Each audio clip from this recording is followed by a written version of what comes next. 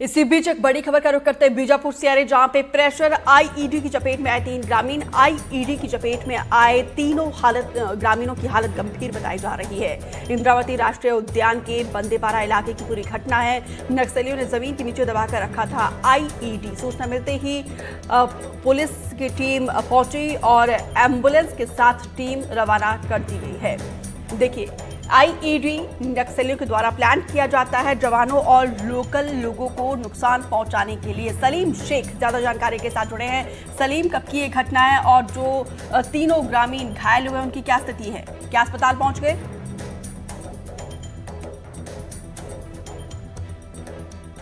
सलीम, आवाज मिल रही है आपको? जी, 3 ग्रामीण आज बीजापुर के इंद्रावती राष्ट्रीय उद्यान में लकड़ी इकट्ठा करने के लिए आज सुबह गए हुए थे।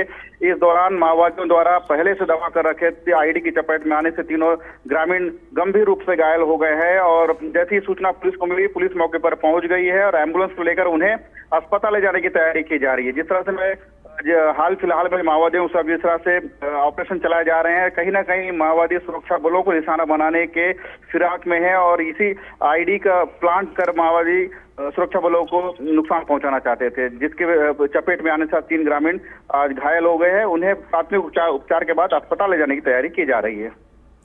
सलीम, कितनी दूरी पर है अस्पताल जहां पे रेफर कर दिया गया है घायलों को? देखिए, जो इंद्रावती राष्ट्रीय उद्यान है वो मध्यड़ थाना क्षेत्र अंतर्गत आता है। वहां से करीब 30 से 40 किलोमीटर की दूरी बताई जा रही है। ग्रामीण जब घटना के इसकी चपेट में आए तो उन्हें घर लाया गया है। वहां से सूचना दी गई है पुलिस को। पुलिस मौके पर पहुंच गई है।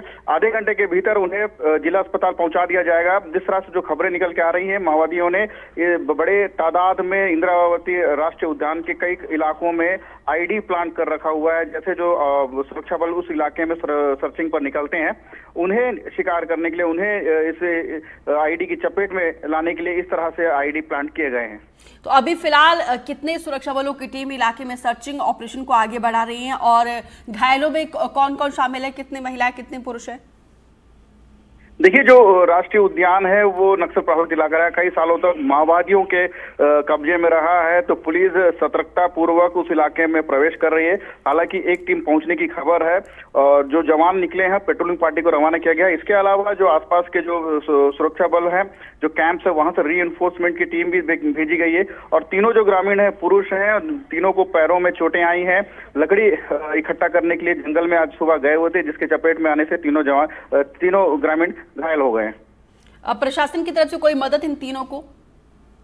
देखिए, अभी फिलहाल जवान वहां ग्रामीणों को रेस्क्यू करने के लिए पहुंचे हैं। फिलहाल अभी जब तक उन्हें अस्पताल नहीं पहुंचाया जाएगा तब तक उसके बाद ही प्रशासन की मदद मिलेगी। हालांकि पुलिस के बड़े अफसरों को इसकी जानकारी मिल गई है और अफसर लगातार उन्हें बाहर निकालने का प्रयास कर रहे हैं। एम्बुलेंस को रवाना किया गया है। जब तक जवान घायलों को लेकर अस्पताल नहीं पहुंचते हैं तब तक कुछ भी कहा नहीं जा सकता।